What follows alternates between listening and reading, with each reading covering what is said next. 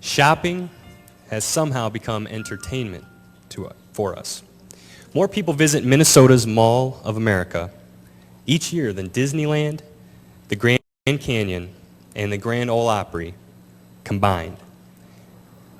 There is nearly 20 square feet of mall space for every man, woman, and child in America. And just like a promo piques our interest for an upcoming sitcom, movie, or event, advertising has become the promo for new and improved products that we must have. Now, you've heard it said, pray not to be deceived. In Stephen Gallagher's book, Intoxicated with Babylon, he writes, people are only vulnerable to being deceived when they want what is being offered to them. So I've since added to that prayer, not only to not be deceived, but don't let me want something so bad that it won't matter. I spoke recently with Brother Weiss, and he shared with me that he had a lot of background in college in regards to advertising. He took several courses in it. And he put it this way: the job of the advertiser is to make you feel inadequate with yourself, which is why you need their product. Or that the product that you currently have is so inferior to their product that you feel incomplete without it. The greatest victory that the enemy can have over you concerning money and possessions is when he gets you to lose your ability to tell the difference between want and need. And there is a difference. We have become consumers, no longer human, but instead a unit of measurement that can quantify the overall health of the beast. We must refrain from becoming consumed consumers, where we buy one when we already have a perfectly good one, or 3, or a dozen. But see, the commercial said that I need this. And after all, our neighbor just got a new one, and others have more, and don't I deserve more myself? And there are countless other subconscious justifications I haven't time to go over. This is how materialism is hardwired into us all, and why it is so hard to get it out of our system. It didn't begin in 2009. It wasn't birthed in Jesus' time or the kings before him.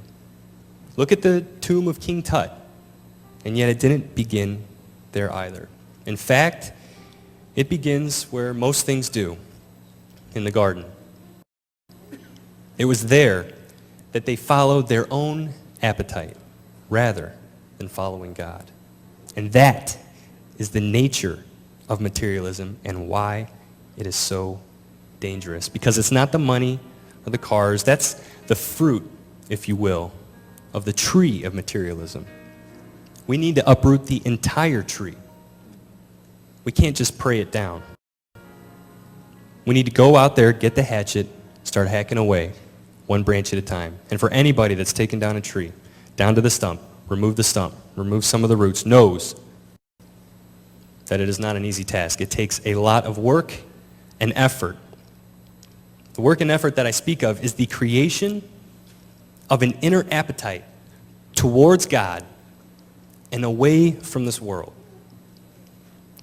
There are a couple times when Pastor touched on a situation where a couple kids broke into a hardware store. They didn't take anything, but they just switched the price tags around. That way, there were pencils for $85 and air compressors for 15 cents. And Satan will whisper lies into your soul pertaining to the true worth of things when it comes to this world and the things of God. There were times in my life when all I could think about was a new 42-inch flat-screen TV and didn't give a single thought to prayer.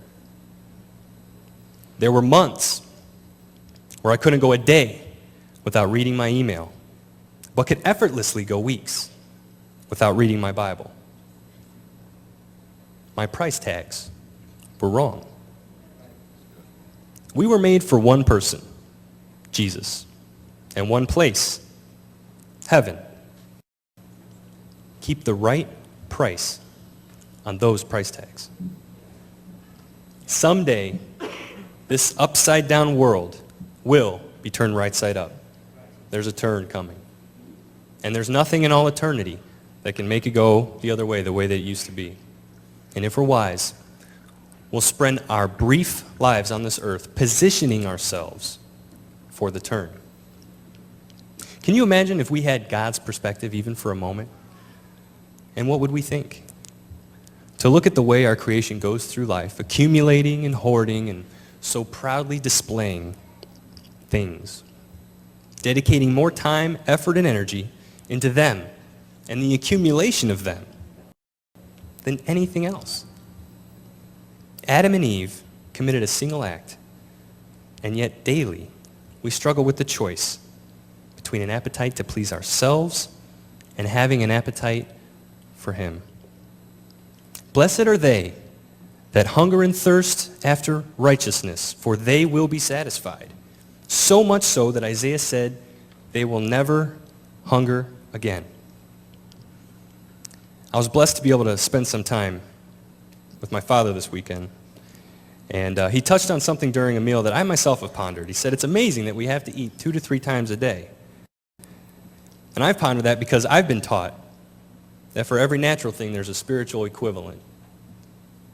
And it was in doing this lesson that I realized we try to satisfy our appetite for self by the way of money, land, houses, cars, clothing, shoes, boats, campers, hot tubs, vacations, and cruises. But once the purchase is made, once the trip is over, we end up hungry again and again and again.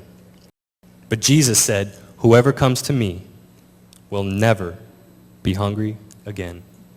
So you see, I found the answer. And it's found in the appetite. What we have an appetite for. One satisfies, if only for a season, yet will leave us hungry again. The other said he would never leave us, and that we can reign in eternity with Him, being eternally satisfied.